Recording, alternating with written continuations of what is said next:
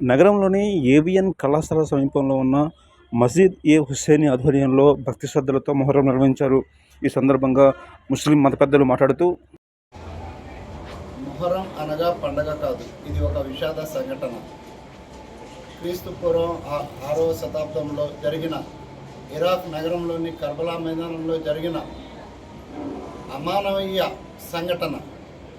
ఆనాటి కూఫా పాలకుడు యజీద్ బిన్ మావియా తన దురహంకారంతో మహమ్మద్ ప్రవక్త మనవడు అయినటువంటి ఇమాం హుస్సేన్ మరియు వారి అనుచరులు 71 మందిని అతి క్రూరంగా హత్య చేసిన ఈరోజు మొహర్రం.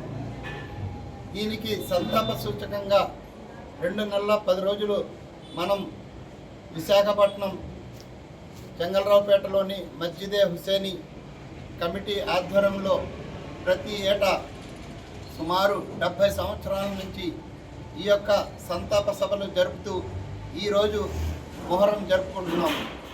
ఈరోజు చెంగల్రావుపేటలోని మస్జిదే హుస్సేని ఆషుర్ఖానా నుంచి సాయంకాలం 4 గంటలకు మాతమే జులూస్ బయలుదేరి AVN college down, main road, town కొత్త రోడ్ మరియు పంజా జంక్షన్ మీదుగా మళ్ళీ మస్జిదే హుస్సేన్కి చేరుకుంటాము.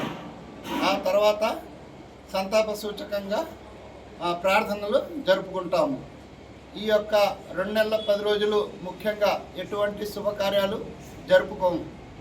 ప్రత్యేకంగా పసిపిల్లలు, ఆడవాళ్ళు ఈ 2 నెలల 10 రోజులు నల్లటి దుస్తులే ధరిస్తారు. ఎటువంటి శుభకార్యాలు జరుపుకోము. మస్జిదే హుస్సేని కమిటీ, చెంగల్రావుపేట, విశాఖపట్నం.